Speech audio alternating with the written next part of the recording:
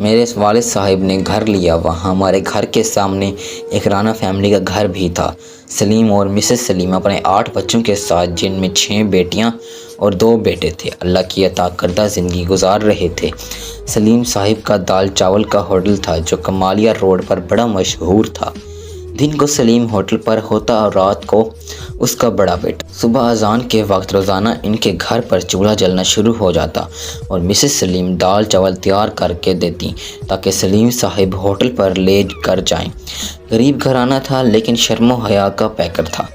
کبھی ان کی کوئی بیٹی سوائے سب سے چھوٹی کے دروازے تک آئی نہ دیکھی۔ دونوں میاں بیوی دن رات اپنے گھر کی ترقی و تعمیر کے لیے کوشاں تھے۔ بچے جوان تھے، ان کی شادی، گھر کی تعمیر، بچوں کی تعلیم، گھر کے اخراجات ساتھ ساتھ چلتے نظر آتے تھے، اور یہ ان دونوں میاں بیوی کی محنت اور آپس کی محبت کی وجہ سے تھا۔ اکثر سلیم صاحب کی بیوی میری والدہ کے پاس آ جایا کرتی تھیں اور کبھی کبھی میری والدہ صاحبہ بھی ان کے گھر چلی جاتی تھیں، کیونکہ دال چاول کے ہوٹل سے سارا نظام زندگی چلانا مشکل تھا۔ لہٰذا سلیم صاحب کی بیوی اور ان کی 2 بڑی بیٹیاں کپڑے سلائی کرتی تھیں۔ پورا محلہ ان سے کپڑے سلائی کرواتا تھا۔ وقت گزر گیا، دن سے رات اور رات سے صبح روشنی ہوتی گئی۔ ان کے گھر کے حالات پہلے سے بدل گئے۔ بڑی بیٹی کی شادی، بڑے بیٹے کی شادی، پھر تیسری بیٹی کی شادی ہو چکی تھی کہ اللہ کو کچھ اور منظور تھا۔ ایک وہ غلطی جو اس گھر کی ایک فرد نے لاشعوری میں کی تھی، اس کی وجہ سے تباہی نے گھر کے دروازے پر دستک دے دی۔ ہوا کچھ یوں کہ اس ہنستے پستے گھر میں ایک مہمان لڑکا، جو سلیم کی بیوی کے بھائی کا بیٹا تھا، مہمان آیا۔ مہمان گھر کے لیے رحمت ہوتا ہے، لیکن چند مہمان اپنے کرتوت کی بدولت زحمت بن جاتے ہیں۔ اس لڑکے کاشف کی دوستی سلیم کے بڑے لڑکے ارشد سے ہو گئی۔ وہ ارشد جو رات کو والد کے ہوٹل پر ڈیوٹی دیتا اور دن کو گھر پر سوتا تھا، اب اس کا معمول آوارہ گردی بن گیا تھا۔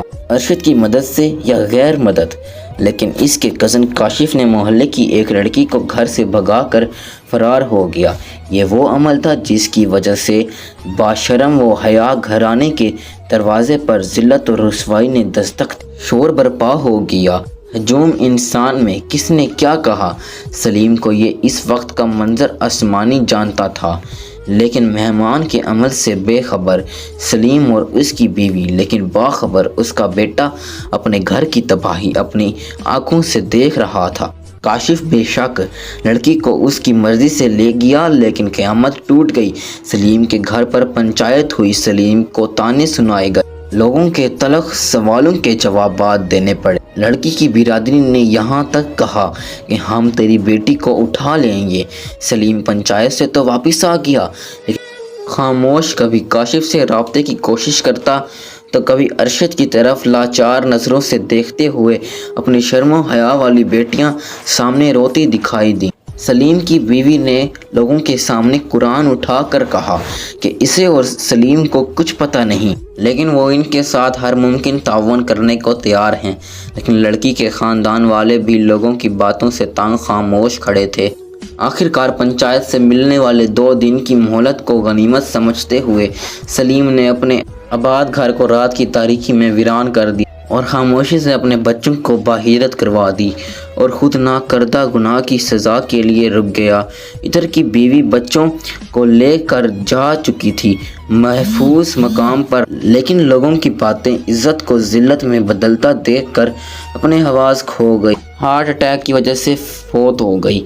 ارشد ماں کی موت، بہن و بھائی کے بے گھر، باپ کی عزت خاک ہوتے دیکھ کر سکتہ میں جا چکا تھا۔ سلیم نے بیوی کی وفات پر حوصلے سے اللہ کی آزمائش کو برداشت کیا، بیوی کو دفنایا اور لڑکی کی تلاش میں نکل گیا۔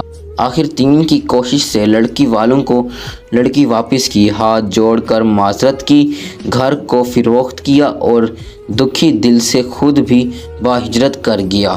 یہ ایک مہمان کی غلطی سے دنیاوی محبت سے پیدا ہونے والی صورتحال جو خطرناک کہانی کا رخ اختیار کر گئی۔